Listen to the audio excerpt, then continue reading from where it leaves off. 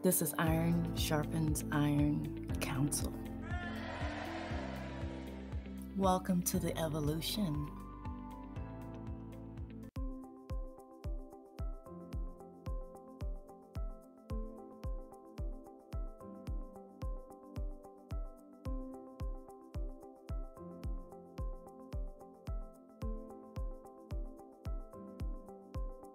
That we had, and I said, hold up, I regret that I didn't record the conversation because it was just so impromptu, but it was so enjoyable. I was like, we got to do this again on camera.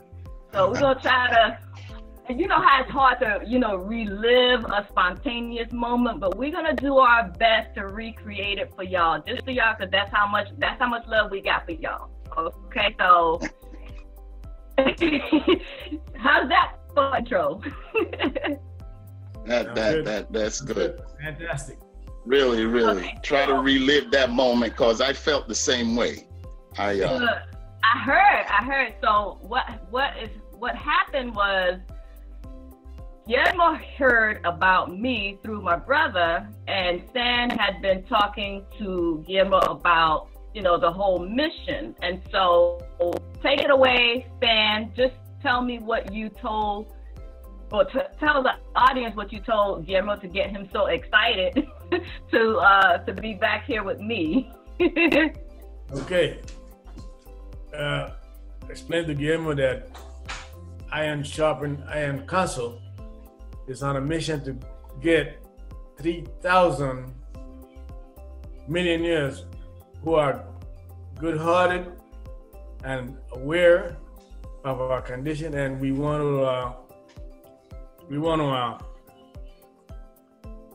just want to get together so that we could help other folks and help our communities, and also embrace the union so that we could coexist without existing in the red line and with all the red tape and the bureaucracy that's going on in this place. So we just need to get together, get 3,000 conscious, good-hearted millionaires that we could use our resources together, and we could enhance our lives. And at the same time, create a legacy for our following generations. Absolutely. Okay. Another, just to touch on, just to follow up on that is, we have a responsibility to create something that was not created for us, right? We have a responsibility to pass on the baton to the next generation down the line in our own lineage, because we come from a background of greatness. But the reason why we have been living in the illusion of this debt slave society and is because our legacy wasn't continued from the generations before us. Like me and my brother, he just discovered recently that our grandfather? Great-grandfather. Great-grandfather had a bakery in Panama that was the first Jamaican bakery. Now, had he, had the tools and the skills to create a family trust, we would have been well off, and then the next 100 generations would have also been well off because it would have been passed down, you see. But that's the secret of the legacy families like the Vanderbilts and the Rockefellers of the world, because they found that tool and they passed it down through a manual. They either passed it down in written form or verbally, but it became a family trust and it became a family legacy to continue to pass down, the baton, so that the family could, can thrive while everyone else is struggling. Because every generation in those families, in the legacy families, or the 1% or the elite, or whatever reference you want to call them, the only difference between them and my family or your family or any of the other 99% is they passed it down and ours didn't. Okay, that's literally the only difference. That's the only separation. And so what I wanted to do is with this creation of this workshop is I want us, whoever joins the workshop will be the one that starts the legacy for their family. Okay, that is my mission in life, and probably for the rest of my life I'll be updating it and just adding any new information that changes with the course of time, because information changes every decade or every 5 years or what not. So I'll be continuing to update it, and then I'll be able to pass the torch on to the next generation that comes after us. That's my dream. That's my mission. That's the vision. What do you think about that, Guillermo? Talk to the people. Well, what resonated with me after I spoke to Stan spoke to me about what you're doing is something I don't believe you mentioned yet, which was actually empowering people with knowing about their rights, about their history, about the things that they have that they don't realize, such as the people have power, but if they don't know they have it, then they don't. Okay. I also was impressed with the fact about leaving a legacy. Leaving a legacy and building wealth is very important to me, because like yourselves, I look back and it is so funny, it's surreal, because I was born in Cologne, where my family was the controllers of bakery as well, the Panaderia Cologne. That means, the bakery of Cologne. And that is like, we haven't even spoken about this. Wow. So it even resonates even further, because that legacy was sort of broken.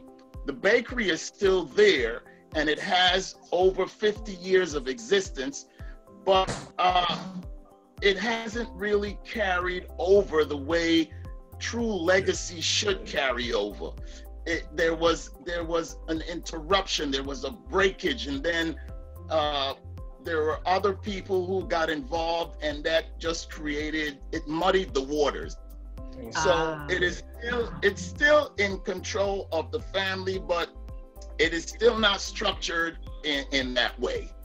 There are others who became involved, and even the government got involved, and it sort of broke it up. It broke things up a little bit. But I'm really a lot interested in the aspect of wealth building and leaving a legacy, which to me simply means our generations to come and the ones that are here right now need to understand what financial education is, and they have to make a difference between schooling and education, because I see a difference between schooling and education. And there's a place I read once: don't allow schooling to interfere with your education. In fact, that's strange, when you go to school, you get an education, but people have to understand that the education that we obtain from schooling is quite different than what really goes on in the world of finances and wealth. Okay, that's big. So what Stan said to me resonated, so it tweaked my interest. And the conversation we had off camera, I believe it was about a few days ago or last week, we really were on a roll, because you guys were touching on things that just woke up some, you shook up a lot of things that you took me back into a place. So I'm glad that you are here. I'm happy that you are here and that you are, spearheading something that seems to be beneficial to our communities, because our communities, and what I mean mainly is the Black community, we need that type of education and support. Okay, so I'm here because of that. Yes, we also touched on real money and currency. Remember, we were talking about that and how important it is to start,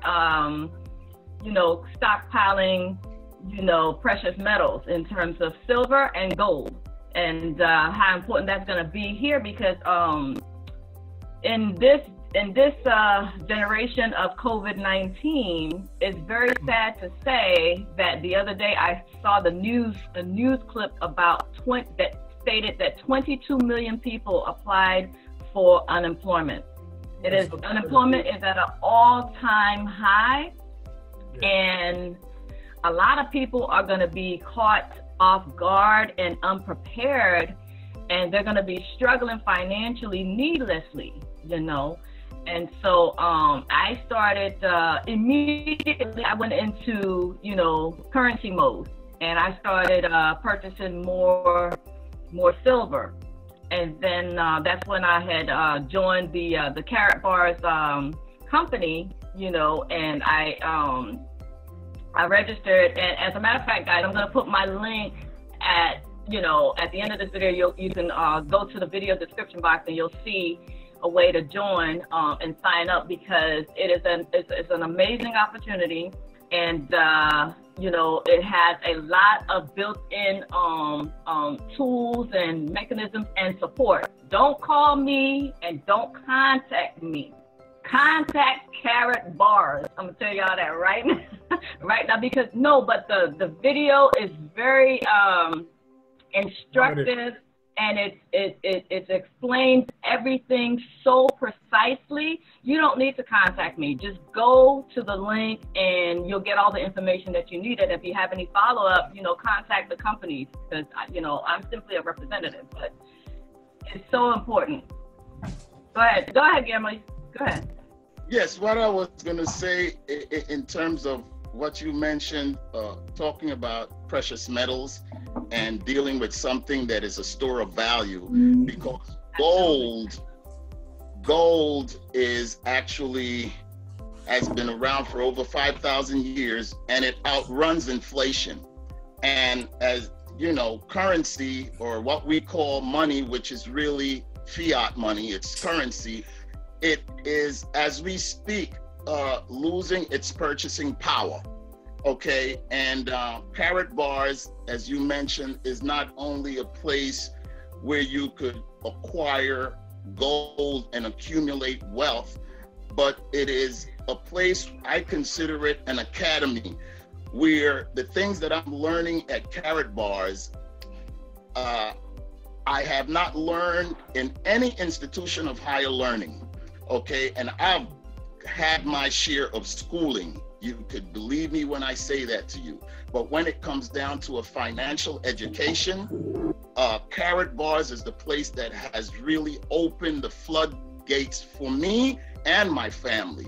So to just say, when people call you, if they do, it's okay. And you could just say to them, I will direct you to the place, which is, we have support every single day from Monday to Saturday at 3 times a day for all people who come in. So you may be saving for you and your family, but you're not by yourself. You have a support system that is beyond, it's second to none.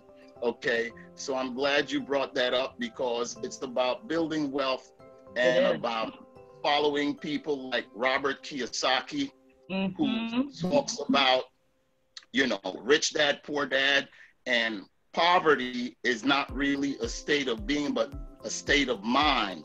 And actually, because the poor dad in the story is a college professor with a PhD, okay, but he had just been indoctrinated, like most of us, with that mentality of, go to school, study hard, get yourself a degree or 2, and find yourself a great job.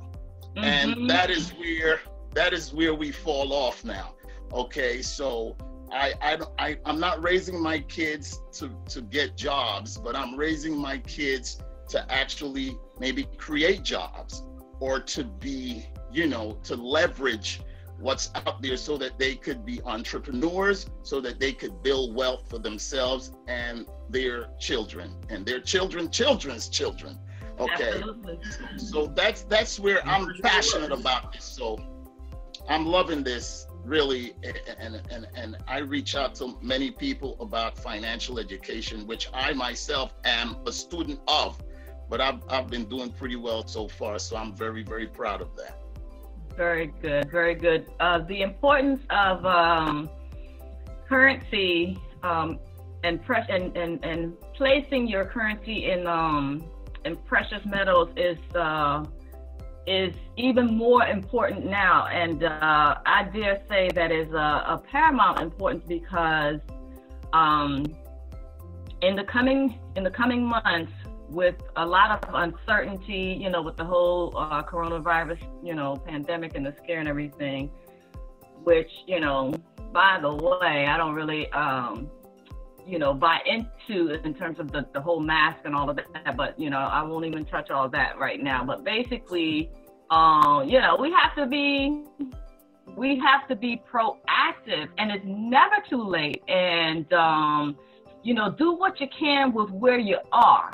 Don't worry about not having stacks of gold and stacks of silver bars. Don't worry about that. Just buy what you can with where you are and just start right there. I'm not here to have you compare yourself to the Joneses. Just do what you can with what you have. I mean, you can literally get a silver bar for $20, depending on, what website you look up on. Per ounce per day, for the day.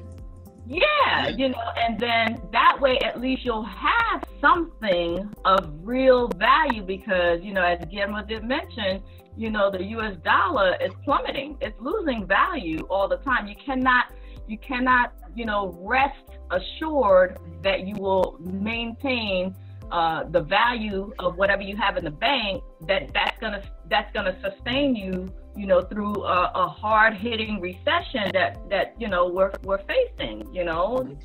That's the reality of the situation. Just buy what you can with where you are. I actually bought, I have a lot more silver than gold, and I actually bought my first gram of gold and my first copper bar. Like, I bought a 1 ounce copper bar because I had been amassing all of my precious metals in silver initially, but I'm starting to include the other metals as well. So I just got my first copper and my first gold. It was just a gram of gold, just to kind of see and test the waters. It was not with carat bars, but I'm going to be getting some with carat bars. And what I like about carat bars is that they let you get it incrementally. So do what you can, don't feel any pressure. And the good news with carat bars, not to keep beating the dead, so basically, the thing with carat bars is that you can sign up for free. And then, you could just create your account for free. And then whenever you're ready, you can buy the precious metals later. But, just start with where you are. Do not, feel pressured or anything like that. But another way to start very, very inexpensively to get real currency ownership is to get the silver dollar certificate, right? Those I have. Sometimes you can score them for $3, and sometimes you can score them for $2. I'm in the hotel right now, so I don't have them. I don't have access to them. But basically, it looks like the Federal Reserve notes, the regular $1 bill. But instead of where it says Federal Reserve notes, I'm familiar with that. Oh, okay, yeah. Yes, but it's like I was gonna actually show you, because I've been amassing, without interrupting what you were saying. Okay. Like you were saying. Get in where you fit in, which is exactly the message of carat bars. Get in where you fit in. Don't wait. And I do the same, by the way, and I don't think I'm shifting, but I believe for those who may not be as familiar with the cryptocurrency space, you need to start just looking at it, because it's a new reality and it is not going away. the blockchain technology is here to stay, folks. It's only 11 years old. Bitcoin, which is the granddad of all cryptocurrency, has just came onto the scene, but it is rocking the boat in a major way. Okay, but to get back to precious metals, you are right. The silver certificates and the inscription on it, but actually what we focus on is to have the physical gold or silver, although Carat Bars deals with physical gold, and as you said earlier, in small increments, small affordable increments, so affordable that you could even obtain 1/10 of a gram of gold for as little as $7. Absolutely. Okay, just to let you know the affordability and what the CEO has done in order to make it accessible to the average man and woman, so that we can all be in this, because anyone who knows about money knows that there is enough wealth in the world for there not to be not a single child should go to bed hungry at night. Unfortunately, the distribution of wealth has not been so. That's why those who know will always be considered the 1%ers, while the 99% continue to be indoctrinated to do the same thing that we've been doing generation after generation after generation. So I see you, Ann, with the iron, sharpening iron as it's a game changer. It's definitely a game changer. And if I love being a part of something. In fact, I see you, I could give you a different, you're an activist. You know, it's a movement. I see it as a movement, really, and to get people to start looking elsewhere. Please do not become hypnotized by what a lot of us call, and I too call it, the idiot box. You know, a forum such as the one that you're looking at right now is really an alternative format which has value in it. And I want to thank you, Ann, for bringing this, and hopefully it will actually resonate with others and see that this is a forum that could really start a change, a positive change. Do not let schooling interfere with your education, folks. You know, absolutely. And you're hearing from a retired, you know, assistant principal and a school teacher. I did it for 29 years, so here I am. Okay, so you know, the schools and the curriculums were set up to be that way. We were not designed to retire wealthy or rich. It's not part of the plan. Right, exactly. May I say that it is imperative, and it seems like a match made in heaven between Carat Bars and Iron Sharpen Iron Council. This is where we have got to come together as a people for our generational wealth, so that we could empower ourselves and fight the powers to be, in order to become the people who resolve the problems that we have in our communities, instead of having others to resolve our problems. Absolutely. That's very important. We need to unite. We need to unite as a people, and we need to, again, empower ourselves in order to solve certain situations and our way of life, and enhance it for the generations to come. This is what we need to do. Yes. And we have to, like Mr. Guillermo said, we have to stop allowing education to come in the way of our mindset. And as Dr. Lipton said, we are programmed from the age of, from birth to 7, we are programmed. And we are 95% of our life is consistent on our subconscious thinking. So we have to reprogram ourselves and empower ourselves. And this is one way to do this. This is one way to do this. Absolutely. Unity is the key. I saw this when I first you know, when I first came into this knowledge, it was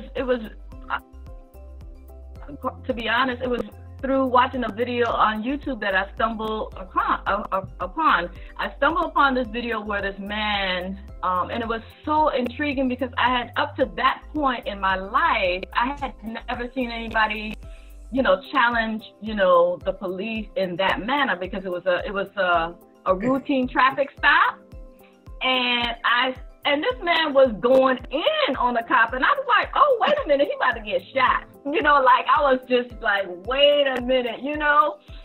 But when he survived that, and not only did he survive that stop, because it wasn't someone that it was someone with our same hue. Okay, now I do believe, I will, let me just leave with a little bit of a caveat. I don't believe in separation of races. I believe in one race, the human race, right? But we all know, because of the injustices that plague people of our hue, it was just jarring and shocking to see that not only did he survive the encounter, he actually schooled the cop, and the cop actually ended up apologizing. I was like, hold on. I got to find out what's going on. Yes. Because up to that point, I had never seen anything like that. So I started digging, and then, you know, of course, I had other issues that was like coming up, legal issues, and I started questioning. Some things wasn't adding up after I was exposed to that video, and I started digging. So it's been a long three-year journey of exploring and trying to relearn, you know, and trying to undo the indoctrination, because, like you said, we have been indoctrinated from birth, you know, and we're just living off our subconscious programming. And so when I saw that, it really, even though I don't know this man from Adam, I couldn't even find the video today if I tried, but it was so inspirational and so empowering. It made me want more. It made me open my eyes up, and it made me see how blind I was to the truth. And man, it was exciting. I started watching video after video after video, and I felt empowered. And then it came to the point where it was like, okay, listen here. You've been watching the videos, you've been getting the education, you've been taking the notes. What you gonna do with that? You know? And I had to start challenging myself. So then I put my big toe in the pool. I did it. I was like, okay, I'm gonna go ahead and take my tags off of my car, and I'm gonna go ahead and say what these people are saying, and I'm gonna go ahead and register. And I was slowly getting my wins, you know, small wins, incremental wins, but it was empowering to go after the truth and to exercise my freedom and my rights. And I was like, wow, you know, the Constitution is alive and well. You know, I was just excited. Your sovereignty, getting your sovereignty, exercising that God-given right. Absolutely. That one, you see, what we have done is we have actually traded our rights, so-called privileges. We don't want privileges, because when you start to give up your rights for privileges, you're limiting what's yours. Okay, what I want are my rights. I don't need privileges, because what you're giving me as a privilege is a right anyway, but it's the way that you present it. Okay, we're out here, boy, and you're touching a lot of notes here, and I have no doubt that there are a lot of people who will be seeing this who may still be like, well, what exactly are they talking about? You know, how is it that this brother of our hue, who actually schooled a police officer who was of the other hue, and managed to not only come out of that unscathed, but actually got an apology from this police officer? And all that showed you, I'm sure, is the same thing that happened to me. You saw knowledge in action. Yes. You saw knowledge being put just in action. And you were very fortunate to have witnessed that, to see that, wow, if that brother could do it, well, so can I. The only thing that separated him from me is some information. Yeah, exactly. That's the only thing that separated you. Information.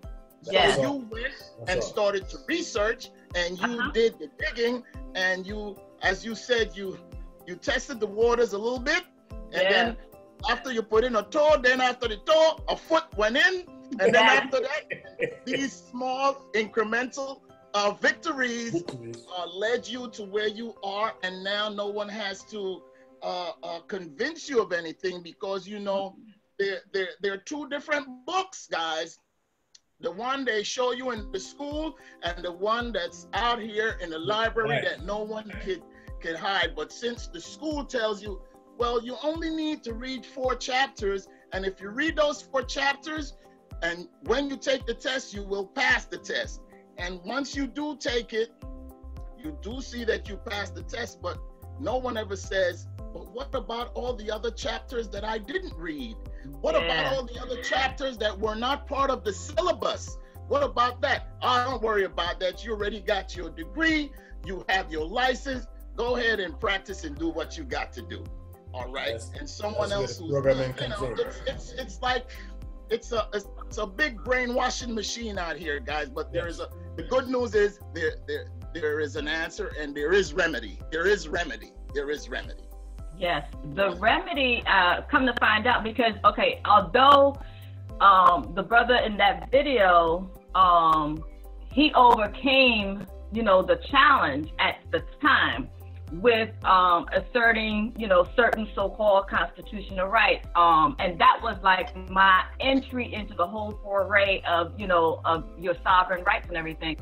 However, I don't use the constitutional challenge anymore, because we are above that, okay? Where your divine natural law trumps constitution, okay? So once, like I said, once I started to learn, the evolution of the knowledge started to increase. And now, you know, so I just wanted to correct that. I was just quoting what he did that opened up my eyes and opened up my mind to it. But I don't use the Constitution. I don't use their codes. I don't use their laws. I don't use their provisions, because I don't want any benefits from it. Okay, I am my own sovereign nation. Each one of us are your own sovereign nation. Okay, and that, my dear, is recognized by the law of nations. It is the operation of law, and by golly, if I have to follow the law, then they have to follow the law, because no man is above the law, okay? And so the Constitution is to box them in, not you. You don't use it for yourself and saying, oh, my constitutional rights and this, that, and the next. Maybe that brother that I saw at the time, maybe it was early in his education. I don't know. But I thank him, because it opened up my mind, and it made me go further. But I do understand that a lot of people still feel like the United States Constitution or the state constitution is for them. No, that's for the public servants who are serving in office. That's to box them in. That's to say, hey, these are your laws and your regulations, and you better get back in that box, okay? Because I'm not playing with you. You operate within those confines, those limits, stay in that box. That's right. It's for them, not for us. It's for them, okay? They are here to serve and protect. And when they fail to serve and protect, because the government is by the people, for the people. For the people. Okay? That's right, of the people. Right, they'll be in violation of their so-called oath, the oath that they swore to uphold. That's right. Absolutely. So don't box yourself in with laws and rules and regulations and policies that don't apply to you. And, you know, it was a journey for me to realize that, you know, and so that's what I'm here trying to share, you know, with people. Know who you are, okay? People, when one of the most instrumental tools that really, like, set my soul on fire was about 2 years ago, when I discovered the Constitution for the state of Maryland. And I saw you know, just like a corporation, it has a organizational chart, right? Normally, if it's a corporation, it has the the president or the CEO at the top. Guess who's at the top of the organizational chart for the state of Maryland? It literally said the people. Honey, I printed that 15 times. I was like, I need several copies. People, they are our servants. Yes. The elected politicians are our servants. You Yes. know who was below the people on the org chart? The governor. We are above them, and they flipped, they flipped the script on us. They flipped the script on and traded places with us. Well, may I add? Can't hear you, Guillermo. No, I wasn't saying anything. I was just reacting. I'm just having Ann is just injecting. I don't know. I hope I could contain myself. Wow. Go ahead. Well, may I add that if like what Ann was just saying, they really did reverse the roles by creating this thing. But let me tell you something. The history of all these laws and all of these things, do you know where it comes from? It all stems from the 10 Commandments and from the 600 and something laws that Moses wrote. That's where all these laws come from. They turn around and inverted it to themselves, so that for us to think that we are the low percentage. I mean, the low people in the laws itself. And like Ann just mentioned, they serve us, and they don't see it that way. But that's the reality of the law. Yes, it's been turned upside down. Absolutely. Instead of it being like, that's right, they turned it upside down, and instead of them serving us, they want the people to serve them. Yeah. You see, and that's exactly what has happened.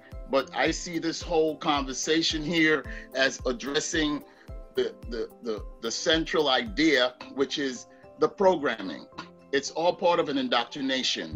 Okay, when we were children, I remember when I was a boy, my mom used to scare me with, I'm gonna call the police.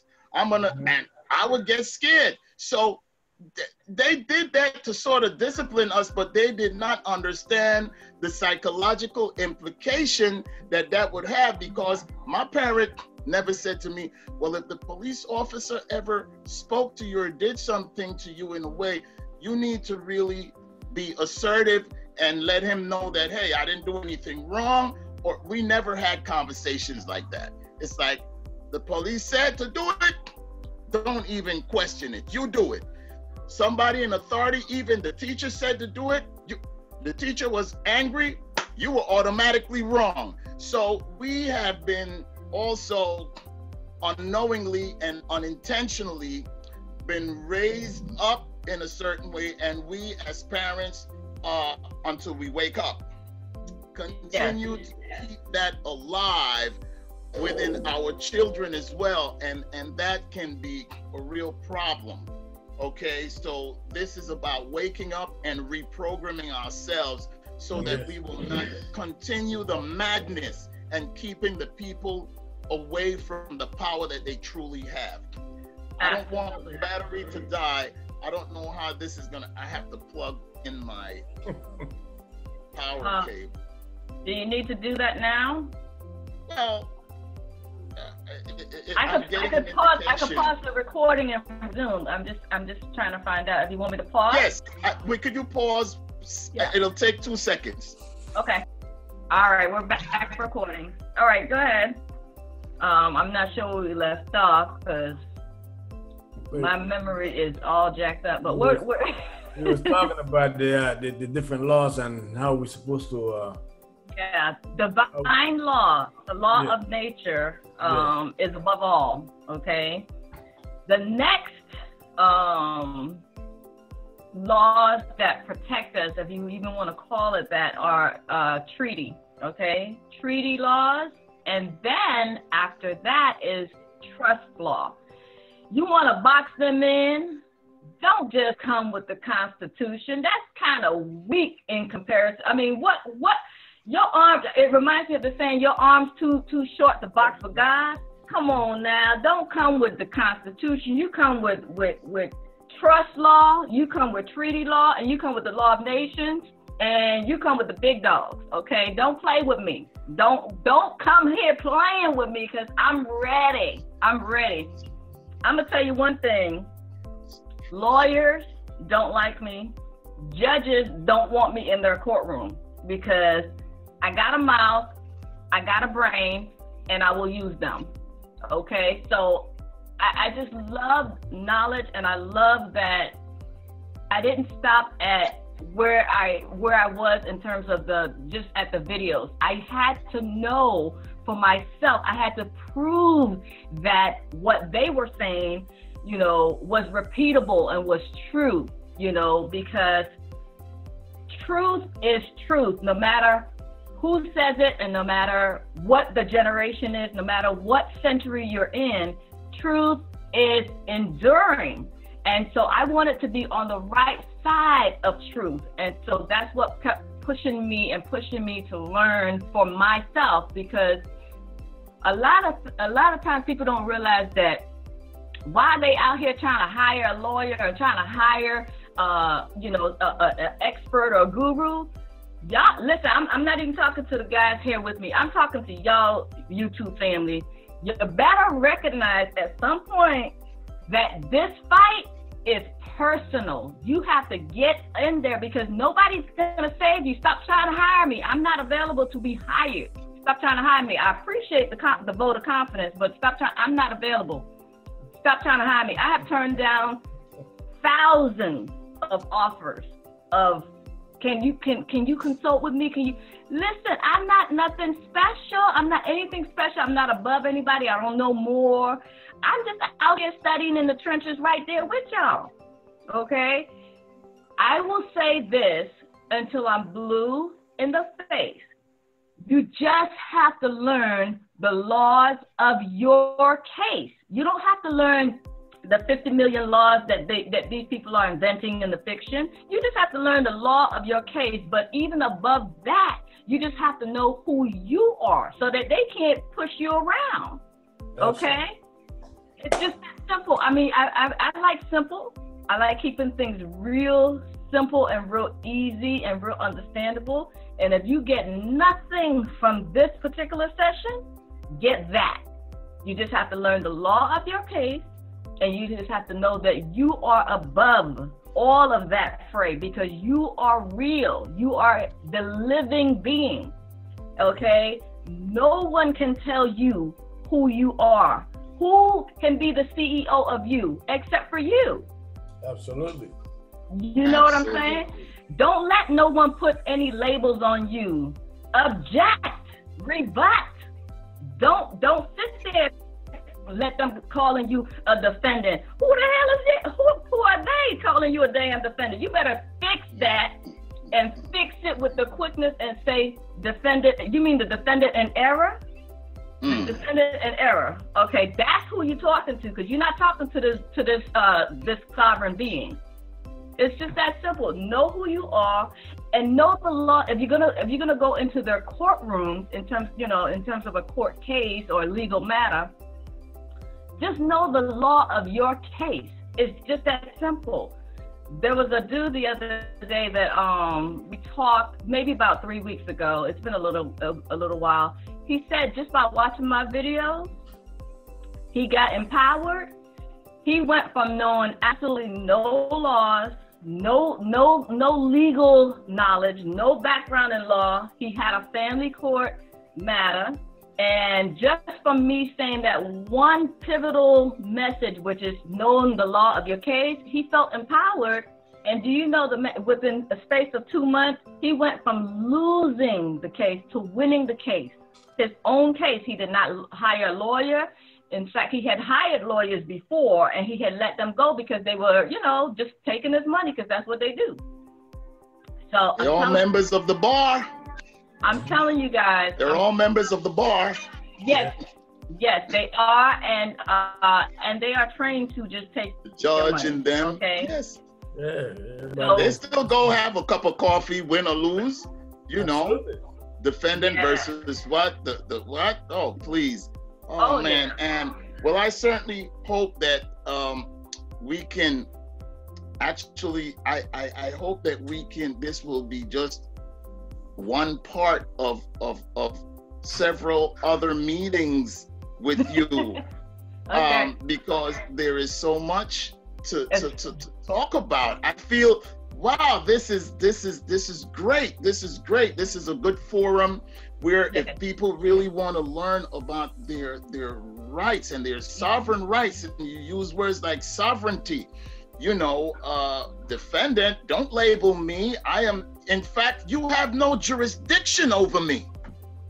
Okay, and this is what drives me. I become passionate about this. I know exactly what it is to enter into a courtroom, and I'm not talking a traffic court. I'm talking Supreme Court, and saying to a judge, Your Honor, do I need an attorney to get justice? Do I need an attorney to get? I am very familiar with the case. I'm neither a child nor am I insane. I could speak on I could speak for me. I don't need anyone to speak on my behalf. I am fully familiar with, as you said, and my case, this case. I don't know about his case. I know about my case. Absolutely. And I'm fully familiar with it. Okay. Yeah, you better get an attorney because you don't know what you're talking about. Do I need to get justice? That's your job, Judge. You have to make sure that justice is being served. Sure. Not to prosecute. And, you know, I've been kicked out of courtrooms, but I never lost the case. I was kicked out because you see, when the judge gets angry, he has a right to get angry, but he is not above the law.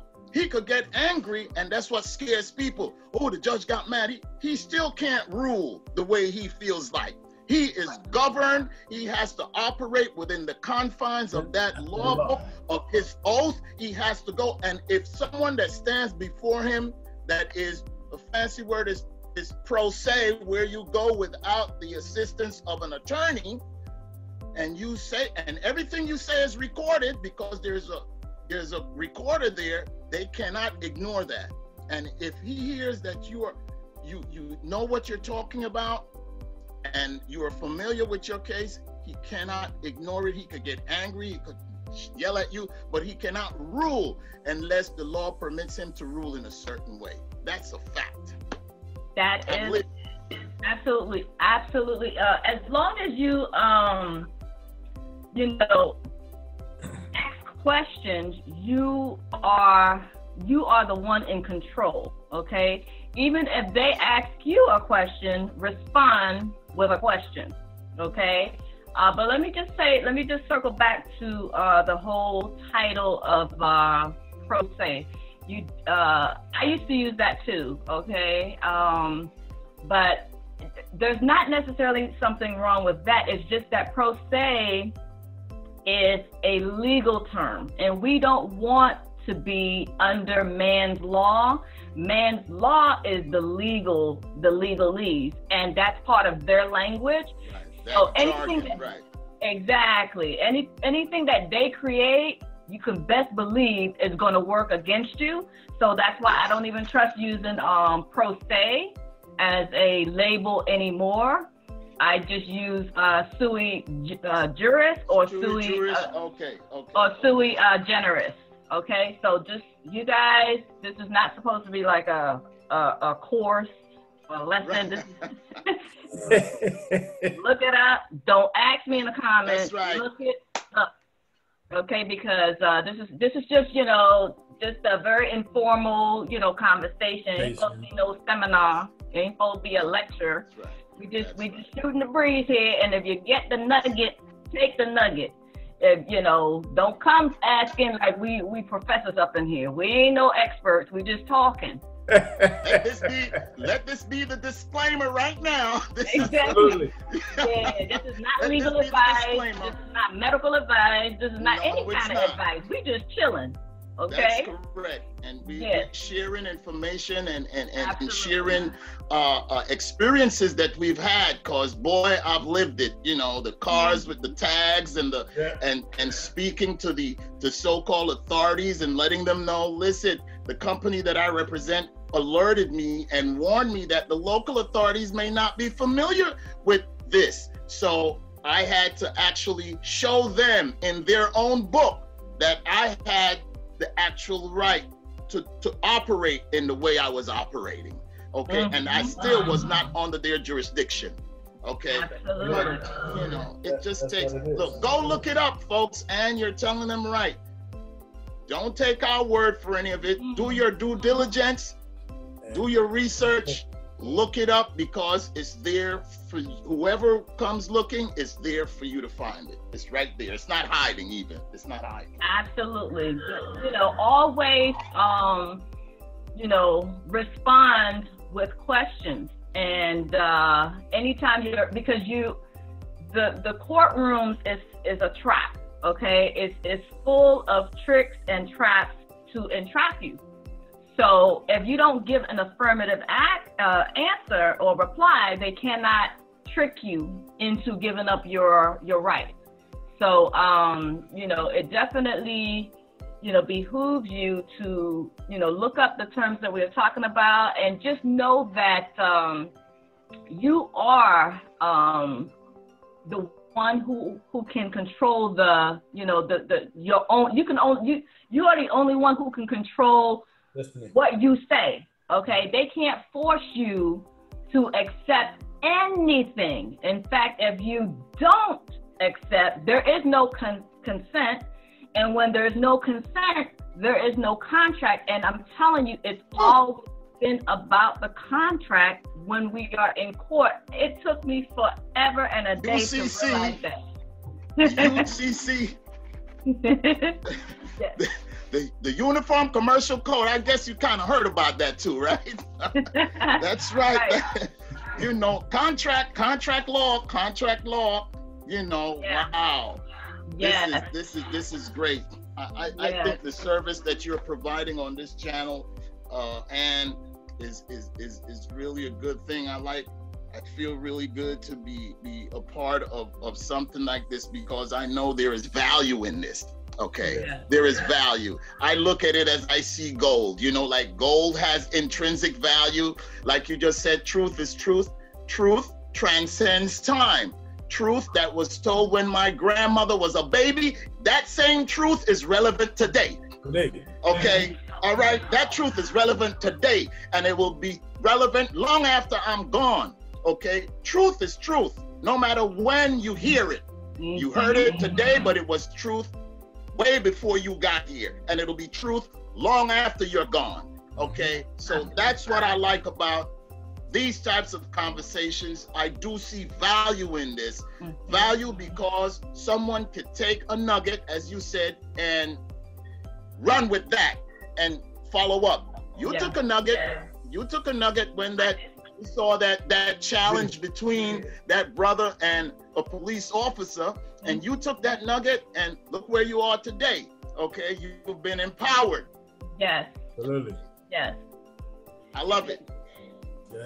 Thank you so much. I really believe in giving and sharing, and I believe in the power of unity. That's what's been missing. See, they have a network, a unified network, where they have, they really don't have the authority. They have an impression, you know, of authority. The real authority comes in being a unified front, okay? So when we become a unified front, they're not going to have no place to go. They're not going to have any place to hide, because that has been their power base. Their power base is the fact that they're all connected to each other. You know, they have databases, and when someone, you know, is arrested, they're extradited from one state to the next state. Well, we have to build that same power base, and all it is being unified. That's all it is. It's just that simple. Yes. Just have a unified base. I'm gonna tell you right now, I have been working on an app that will do just that, exactly that. As soon as you use the app and you are pulled over, this is the premise of the app. It's not created yet, but it's the idea of it. As soon as you are pulled over, you click on the alert, and just like how Uber is called, like, you know, using the GPS, you are going to use a GPS to alert people in the 10-mile radius to an alert that someone is being harassed by the, you know, members of the police department. Like an Amber Alert, but just for like people who are getting their rights violated. Yes, and you want as many witnesses because they are afraid of their violations being recorded. You know, Absolutely. Their strength in the fact that they isolate us, they catch us off guard, and, you know, and we're just, you know, there on the side of the road by ourselves. But if you have a swarm of eyes and cameras, they're going to back off, okay? Because there's power in numbers. There's power in numbers, and we are stronger together. So imagine if you are being followed, and you see the light. As soon as you see the light, you better pull out your phone when the app is created, and you hit that alert, and you alert your family, your extended family. And so it's going to reach out to the closest, you know, it's going to GPS and ping within the 10-mile radius. And people need to start showing up for each other and showing up in a major way. But it's not just about the witness, okay? It's about sending a message to them that we are too unified. We're watching you. Also, yeah. We're watching you. Right. Yes, there you go. So that's something that I'm very passionate about because, you know, as we all know, there's safety in numbers and what they have been doing to people. And I'm talking about people of all hues, okay? They have been running amok, and they are out of control. They are untrained thugs, and you know, there's a lot of racism and everything, and we all know that. But beyond that, these are people that have issues with authority themselves. Like they don't have a lot of authority in their own personal lives, so they use their badges and they use their titles, you know, to exercise that authority that they don't have in their normal regular lives. Right. I've seen that. Right. Yeah, you have something to add, Stan? That is so true, and boy, this is whoa. Yeah. Yeah. I'm getting overdosed. This is great though, because I feel like if we're here, there must be others like us who understand and know what we know. Yeah. We were certainly not the creators of what we're talking about. We have experienced a lot of what we're talking about, and we have seen others go through it. And I could tell you stories as well, you know, being in night court and the strategic things that the system does when they use night court, when they do things that are unscrupulous, because at night court, they don't expect the type of audience that will be there during the day. So they do certain things at night that does not have such a presence. And that's where you see the abuse of law happen all the time. And you're not gonna hear it aired on major network TV. You're not gonna hear it in the news. It's just not gonna be covered. And it keeps everyone dumbed down. It keeps everyone believing that boob tube is where they're getting all their facts. And that's what part of the programming is. They call it a TV program. They are not lying. It's a program. But it's programming you, okay? Yeah. It's programming you to think. Sometimes I've asked myself, wait a minute. Is this really my opinion? Or am I simply just regurgitating what was bombarded? I was browbeaten. I turned the channels and they're all saying the same things. And now I find myself repeating it. So is this truly how I feel? Or is this just, I've now become an agent to the brainwashing, to the programming, because I am taking it in and now I am carrying it. Where'd you hear that? Oh, I heard it on Nightline. I heard it. Wait a minute. Nightline? What? So no one challenges that, you see. And that's what we need to sort of back up, take a moment, analyze what you're being told, and really start thinking for ourselves. Don't just, think for yourself, please. And that's my focus on my kids and people. Think for yourself, please. Stop regurgitating what they're feeding you. Really, become an independent thinker, please. That's what you have to do. And we have to stop being afraid, and don't be afraid to ask questions. Don't be afraid to challenge. Challenge is not a bad thing.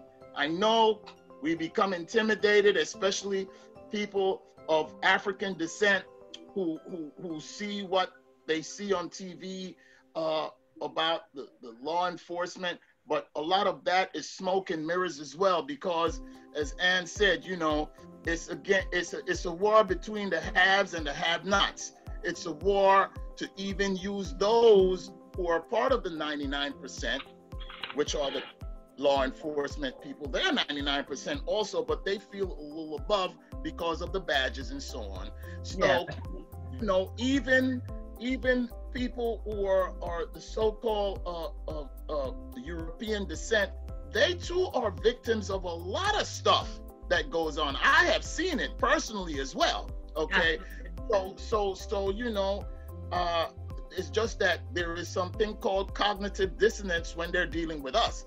They hurt us, and they don't feel like they hurt a human being. So that sense of guilt is not on their soul like it is when they harm someone from a European background. But they too undergo a lot of stress from the so-called authorities. I am fully aware of that. But since I'm closer to me and to my own, and I see what my people have to endure and deal with, it may sometimes sound that I am just thinking one way, but I agree with Ann. We are all members of the human race. Okay, we are members of the human race. This is not really a color thing, and color came into existence only when people started the division and the divide and conquer mentality. We are part of the human race. All right. So I am about righteousness. I'm not into colorism. I'm into righteousness. Yes. Okay. And that's really where I am in all this fight. Okay. I'm into activism. I'm not to make this political, but I'm an AOC guy. I've been feeling the burn since 2016. Although I know that, and that's I am of that. And I'm about the people.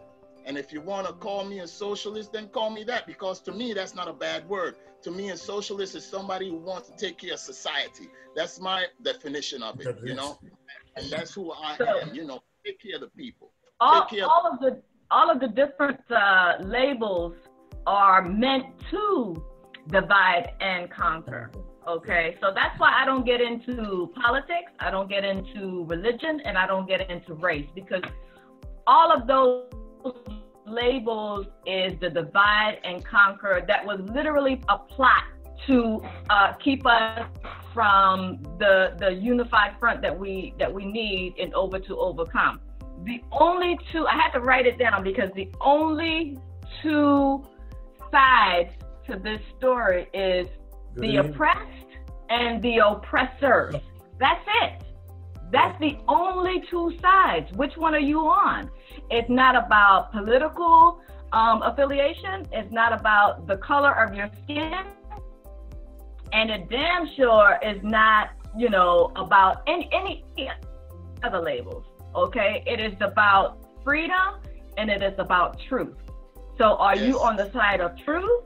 Then okay. Then we need to work together, and we'll go ahead and and make justice happen. But the people, the powers that be, they have a stranglehold, and they're holding on, and they're not trying to let go of that control. But it's the only two sides of the fence is the oppressed and the oppressors. That's it. You know, and that is any walk of life, and you could be black, white, of the any other nation, and you could be female, male, whatever. Those labels are used to divide us, and it has been working since the beginning of time. Okay, and you are right. You are right. Don't let them use it. Absolutely. Don't let them. Been win for a long time, and it's time for us to come together as one nation. Okay, together, and you know, we can take back our power because there's strength in numbers, and it's really just that simple. Okay, so that's what you know, that's what I'm about. That's the life I'm out here living. I'm trying to just inspire and empower. And, you know, I started putting together, you know, programs and courses only because it was a demand for my time. And it was only, you know, me against a whole bunch of people that kept, you know, asking for help. And I didn't know how to handle all of that request for assistance. So I did the next best thing, you know, because I couldn't clone myself. So I basically created, you know, programs and courses, and it has led up to where we are now with the workshop. Okay, the purpose and the mission of the workshop is to empower you. Okay, financially, that is the paramount goal initially, okay? But the true freedom comes from the unified front that's going to happen if we have, imagine if we have 3,000 people with the same amount of wealth and power and authority as the Bill Gates of the world. Think on that one right there. That's how we can check evil power. That's how we can check them. Okay, right now, the Bill Gates of the world, they are operating with perfect laws. Okay, the laws aren't imperfect. It's not the laws, it's the people and their bad intentions. Okay, the law is perfect. But if we have the Bill Gates of the world who don't have truth and don't serve from a heart center, he's operating unchecked. I mean, who the hell is this man? He's a damn software genius. Sitting up here dictating health care for a nation. Vaccines. For the world. For the world. Yeah, for the world. Who is it? Because he is an unchecked power. He believes that he is above the law because of his vast wealth. So the only way to meet that kind of power and that kind of authority is to match it. You have to match it. It's not a money grab. It's not a power grab. It's to keep the balance of authority, the balance of power in check, because that's what happened with this nation. That's what happened with the world. The power has gone unchecked, and it's time for us to check that ass. I'm sorry, y'all. Sorry. That's right. Unchecked. You unchecked. No one is monitoring me. I'm above the law. There's no challenge. Zero challenge. What they want to do. That's their agenda. That's exactly what they want to do. Exactly. He's involved because by him getting himself involved, he's creating all of this little he's creating all of these features in order to implement it into the world, so they could see your every movement. That's why he's involved. And the next thing is that in this so-called New World Order, they want to diminish the population on the earth. That's why all this is going on as well. You know, and we've been hearing about New World Order from the 90s. And it's a travesty that is beyond comprehension, because they literally get away with it. It is genocide. And it is a crime against humanity. Exactly.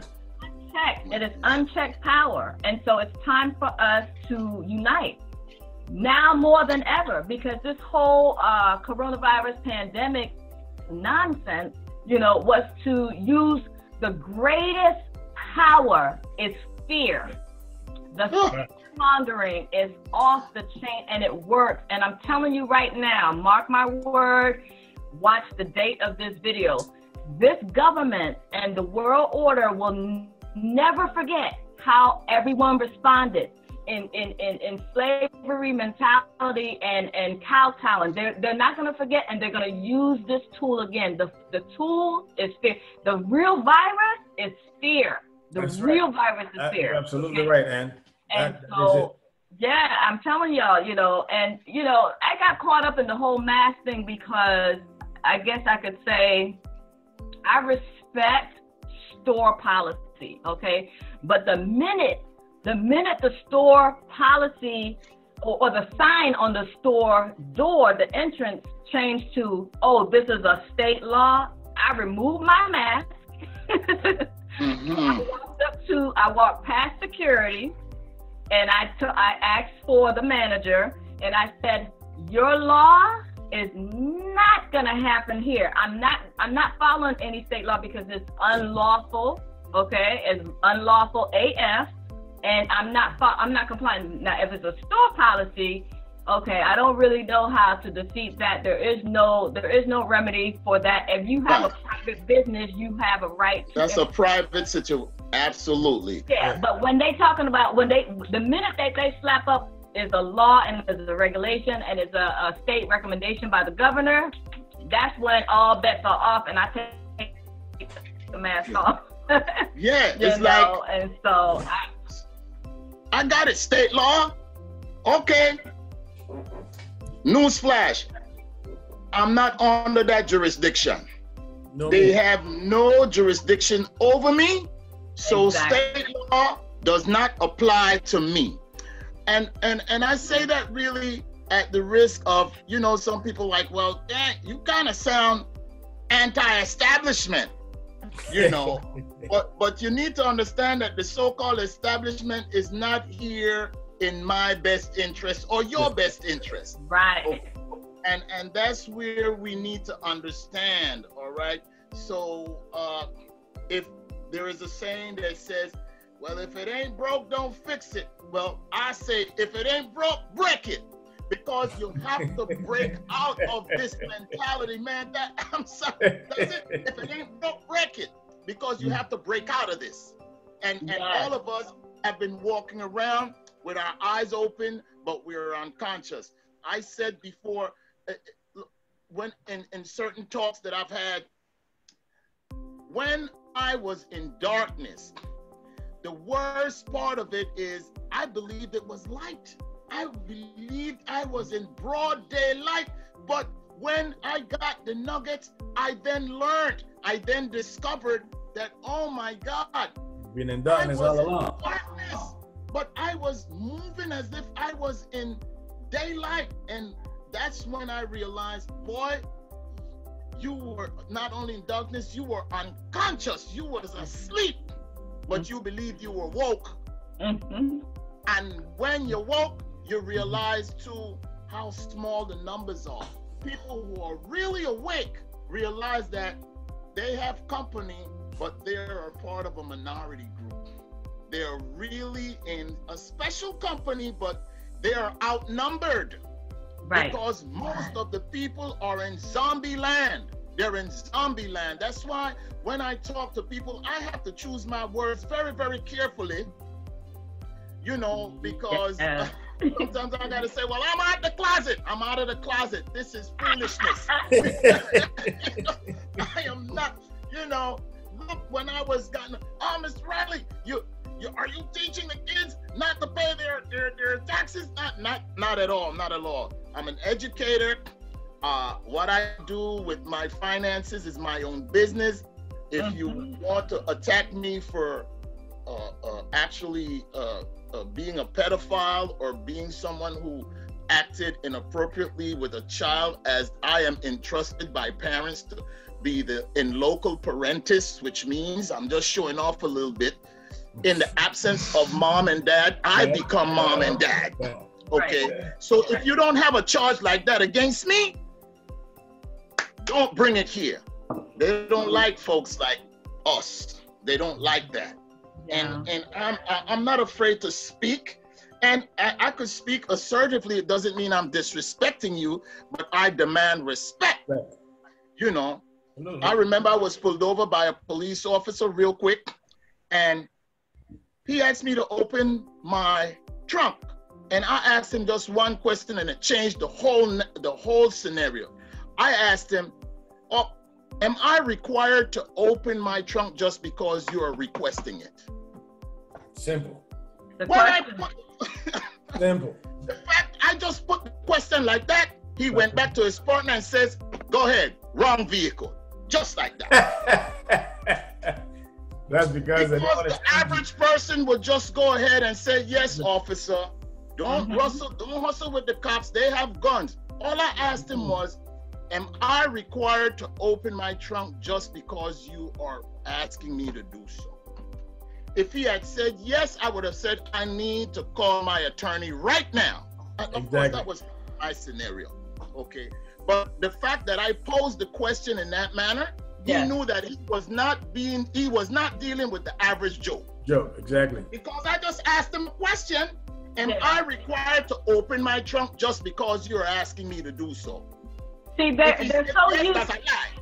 Yes, exactly. They're so used to blind compliance that when they get someone to, you know, ask a question, it changes the whole flow of the process, because it changes everything, right? He was disrupted.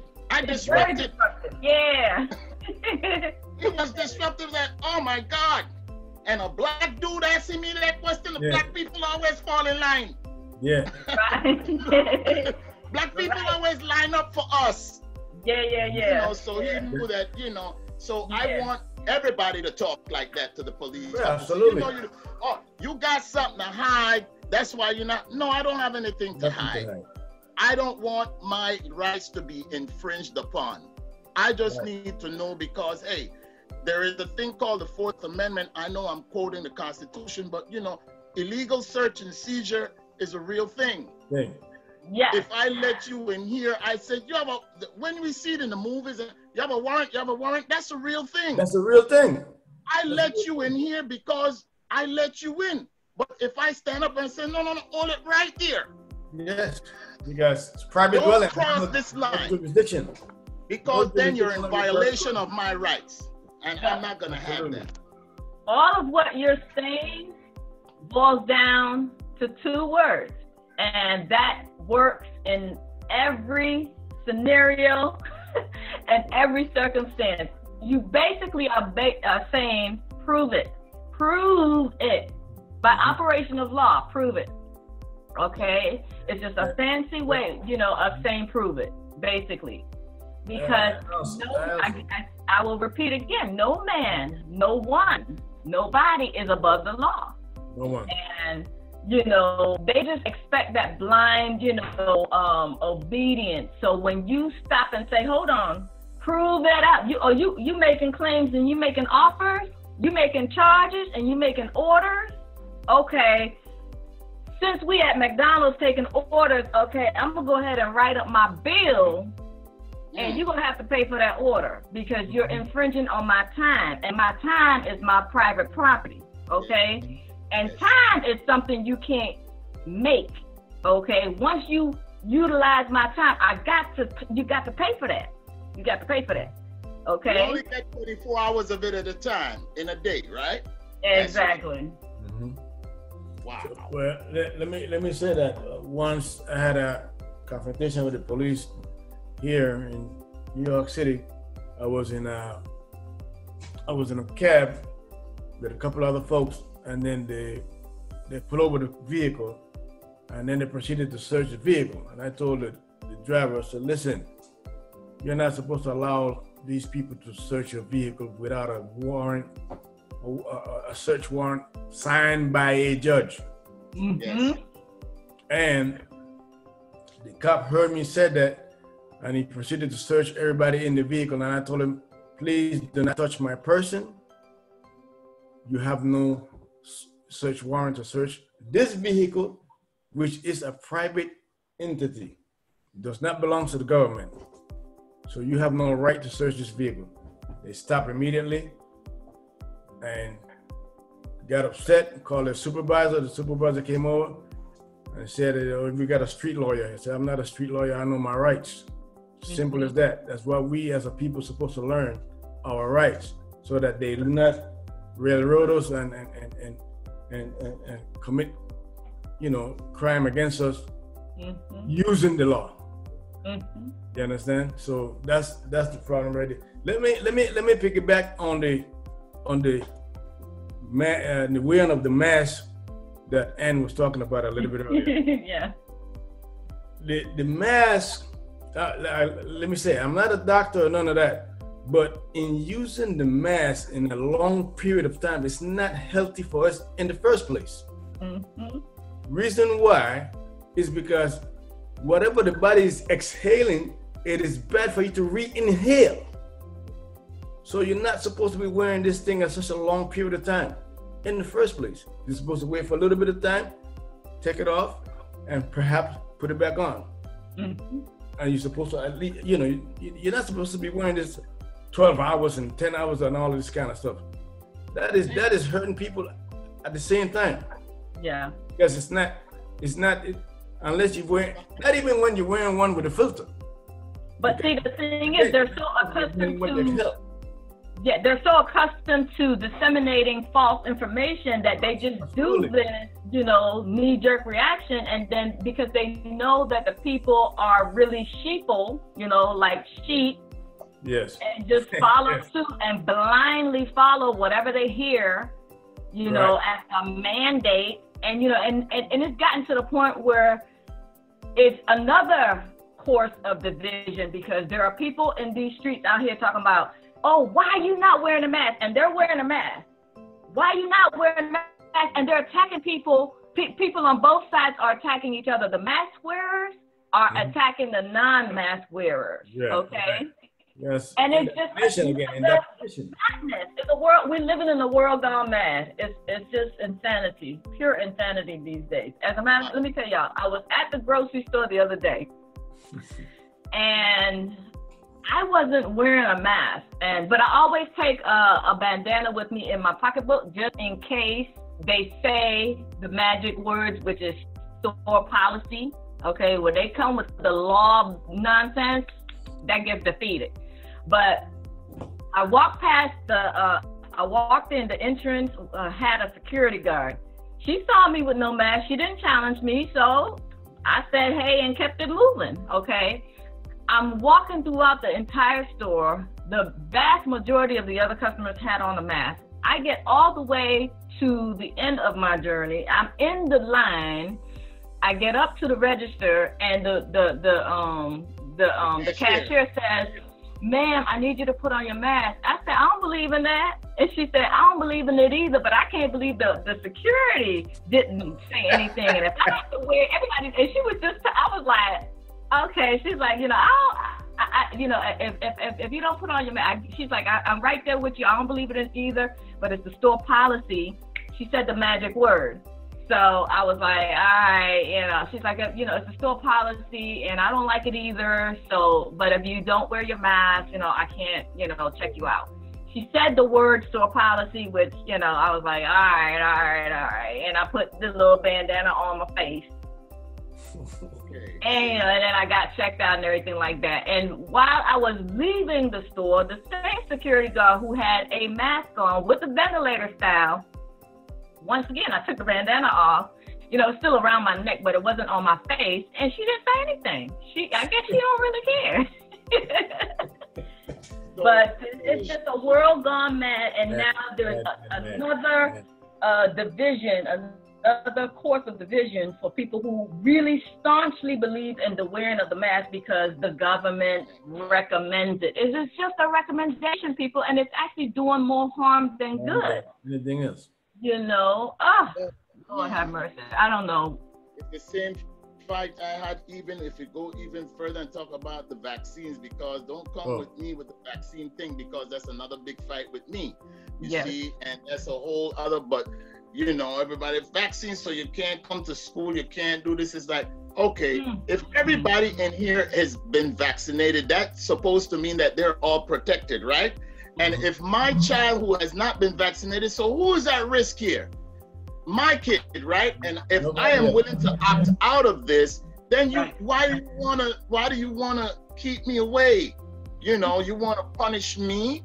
Because it's the herd mentality, Guillermo, and because they are part of the herd, they want you to be a part of the herd. They don't want anybody to be, independent thinkers. Yeah, they don't. No, they hate that. It's like, nah, he gonna try to start a little tribe, and he gonna want to start his own tribe, and all of them gonna be thinking like him, and then we gonna have another mess on our hands, and we can't deal with that foolishness. They are afraid of the critical thinkers of the world. That's why they put fluoride in the water to keep you, from thinking critically.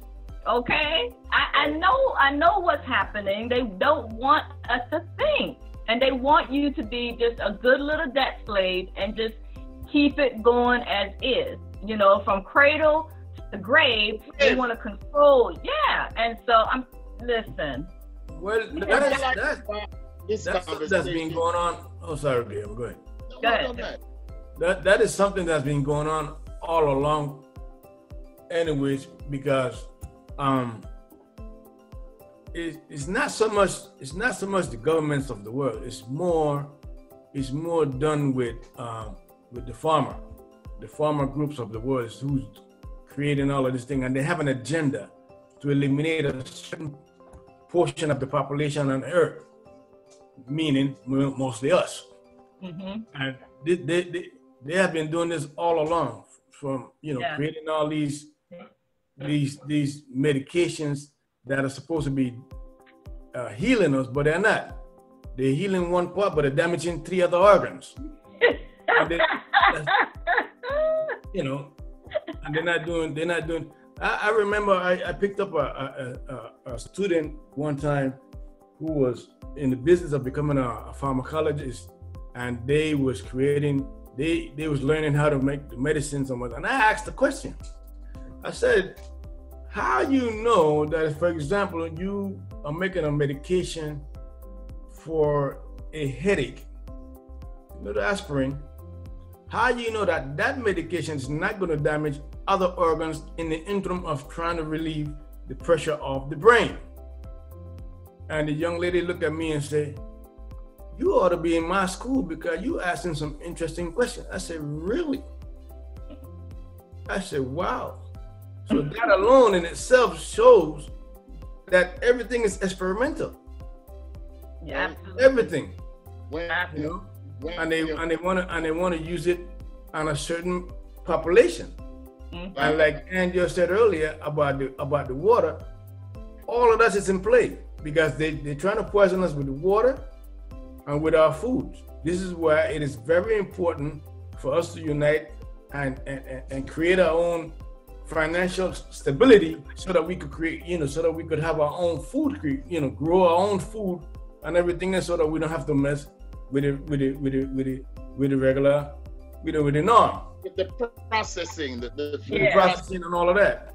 I'm going to tell you a really quick way, because you mentioned the pharmacologist student, and you, Guillermo, you talked about the resisting the vaccine situation. Let me tell you one quick way that you can defeat that. Okay, I have I wrote it up.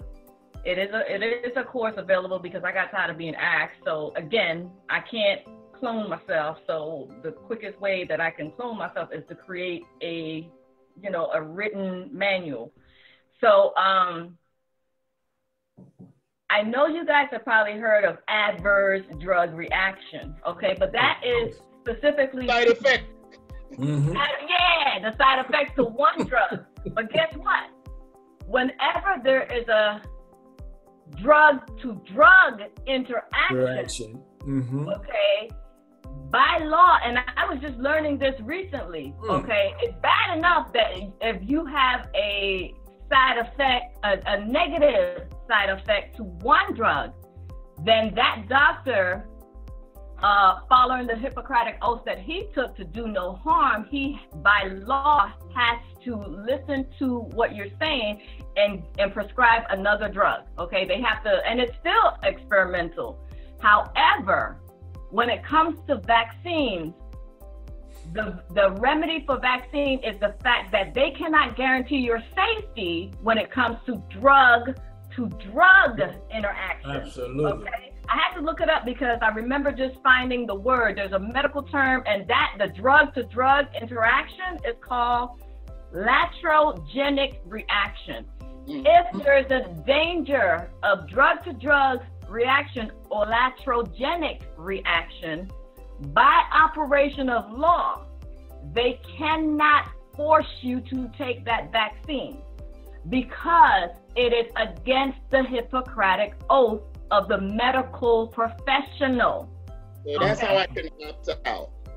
Yes, and so right there on that basis alone, by operation of law, if they cannot guarantee the safety of that drug will not have drug-to-drug reaction, and they can't guarantee if they have a lot of different drugs going on in one vaccine. One vaccine could have 31 different drugs in it, one vaccine. So because they cannot, by law, they cannot guarantee that there will be no drug-to-drug reaction. Okay? Because they expect an adverse drug reaction to one drug to one person, right? They expect that. Okay? It's already built into the insurance of the drug maker.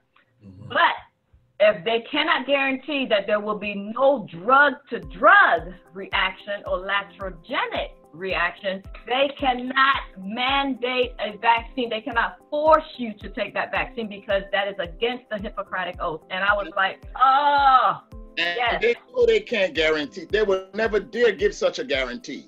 Never.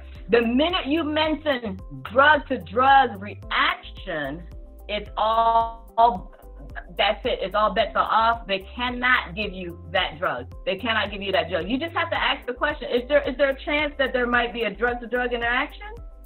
You don't even have to remember the fancy term for it. Just drug-to-drug. Laterogenic, right. But yeah, drug-to-drug interaction makes a whole lot of sense, and that is a guarantee they cannot give. They just simply cannot give that. Exactly. I was like, yes, thank you for the law. I'm telling you, the law is perfect. It is just that when it's in the hands of an evil person, it looks bad. But when it's in the hands of a good-hearted, good-natured person, it looks good. So it's all about intention, okay? The intention and the contract makes the law. And if there is no consent, there is no contract, and there is no law, there is no jurisdiction. You guys got to get that in your head. I'm talking to our YouTube family out there. Mm-hmm. So just always remember that the vaccine is an offer to contract. Everything, in fact, and any piece of mail, a phone call, a visit, it's all an offer to contract. You have to consent to it. You have to consent to it. That's right. And look at it like this, okay? Because people get caught up in the legalese or the legal, realm. Think of it like this: if somebody invites you to a party at their house, can they force you to come to that party? No. Well, it's the same principle. Yeah. It's just that simple. Think of it in those terms. You are not under any obligation to come to the party, to bring anything to the party, or to invite other people to the party. You have zero obligation to this party and this offer. It is just that simple. It's a contract. It's an offer to contract. So it doesn't matter who is making the offer. It could be the judge. It could be the court. I don't care how it's coming to you. If it's coming in the mail or if somebody's knocking on your door, you don't have to give any consent. So without the consent, they fail, the contract law obligation, without consent. So it's just that simple, guys. Listen, we have been talking for damn near 2 hours, so we're going to have to shut this thing down because it's going to be a heck of a long video. And so, if you guys have any final thoughts to kind of wrap things up, I didn't want to just close out abruptly. Well, the essence of this meeting and conversation is really to empower people so that we could come out of this mentality of being watched and dependent upon people to allow us to do what we're supposed to do. So, absolutely. Thank you. Mission so much. of Iron Sharpen Iron Council is just mainly to empower ourselves in order to become one of the 1% and better our lives. That's the main issue here.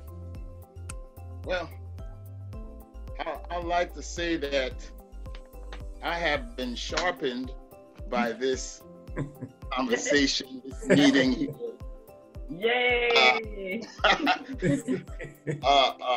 And I certainly hope this will not be. I hope this will be the beginning of more of these to come, and I will always be available to give a nugget or two, and if it has to do with liberating ourselves through education, and when I say education, I'm not talking about conventional academia, which I have nothing against it.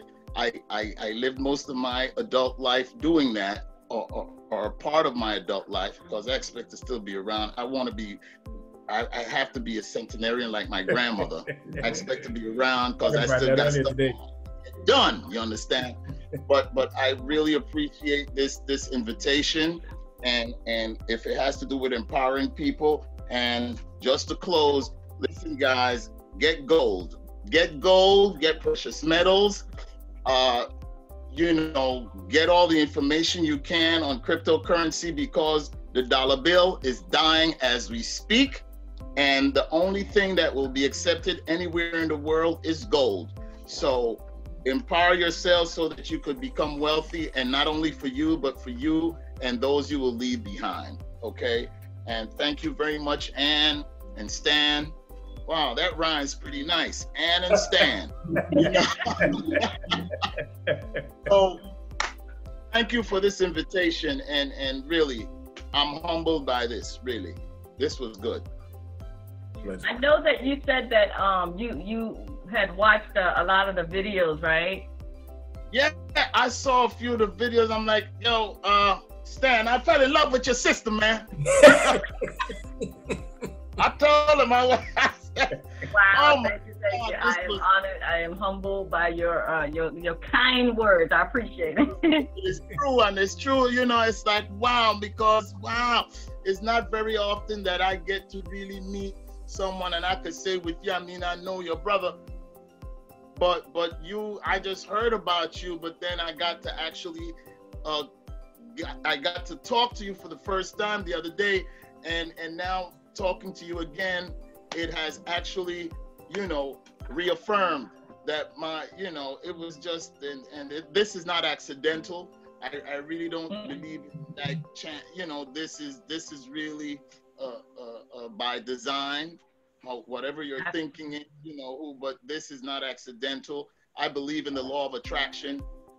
I do believe that, we put out there, what we put out there, the energy we put out there comes back to us in different ways, so this is good. I feel this is the beginning of something positive, and we could help and reach a lot of people so that they could better themselves. Absolutely. Thank you too for accepting, this invitation to have this conversation, because this conversation needs to be had, and it needs to be shared and exposed. And so I just wanted to humbly say I appreciate you being here, both of you. I definitely want everyone to, if nothing else, take away this: your life and your experience all have value. Never devalue what you're going through, and don't try to, judge the situation based on win or losing in terms of the world of fiction. Every experience has value. So people, I just want to share that with you all, because a lot of people reach out to me like, oh man, I don't think I could do an interview because I haven't won anything. Well, you are already a winner if you are willing to learn, if you are willing to, if you have an open mind, willing to accept the truth despite the cognitive dissonance, because the cognitive dissonance is real. It is real, and it is a real major issue, because most people are satisfied with putting their head back in the sand because they don't want to deal with it, And so I just appreciate you all. This channel was created to inspire and to empower, and I hope that you get a lot of great information, a lot of value from these videos. That's all it's here for. I basically, want you guys to understand that that's where my heart is. That's my mission, to uplift a nation and understand that, I don't have all of the answers. I still have my own dragons that I'm slaying, okay? I have issues that crop up, but I just know how to deal with them as I continue to empower myself with knowledge, okay? And so it's a constant battle, because you're going to encounter, the opposition who don't like the truth. It's just that simple. You have people who embrace the truth, and then you have people who reject the truth, And so thank y'all again. I appreciate, I've taken up a lot of your time, and I appreciate that. So, oh, you had, I thought you were saying so. Okay. Time well spent. Time well spent. Oh, okay. Thank you so much. We on quarantine. We ain't going nowhere. No. Yo, but Guillermo be killing people, I think. but I've grown. I've been really. I'm so. There's a good thing to say about this COVID-19. It has really caused me and many of my friends and acquaintances to really push their agenda in terms of home-based business. What better place to grow your home-based business than when everybody home? Everybody home. So let's do. And many of the people who have been fired or lost their jobs, many will not be rehired, because many of those companies will not reopen. That is just a fact of life. This is what this pandemic has brought. So what better time to start thinking of alternate ways of earning income and possibly building a new legacy and life for yourself, and being the owner of you, and not let anybody put a value on you, but you value yourself. Absolutely. I tell you, we could go on and on and on and on and on and on with all this, because I love this. But wow, all good things must come to an end. I understand. Yeah. So, in closing, I do want to remind everyone to check the video description box, okay? And I'm going to have the links to, the workshop, which is talking about exactly what Guillermo was talking about. This is about empowerment, and it is about learning how to operate in the public and learning how to operate in the private. Financially speaking, we're talking about legacy making wealth, okay? You're going to learn to operate in both sides of the fence, okay? Which is super, super important, okay? So I'm going to put the link for you to be able to apply, because not everybody who applies is going to be accepted, because we have to be aligned. There's a frequency out here, right? And we have to be perfectly matched. So we take you through, a screening process through an interview. And that is just for us to determine, whether you are the right fit for us. And then you are also determining if we are the right fit for you. So it's, it's just a screening process for both sides of the fence, All right, so I'll put the link. So make sure you guys like, comment, and subscribe. We need your support, and also share, because make this go viral. Definitely help us to grow, because this channel is not for it's not for one, it's for all, okay? So share, like, comment, and definitely smash that subscribe button, okay? We need your support, and I love you for life. I'll see you on the next session. Thank y'all again. Bye, y'all.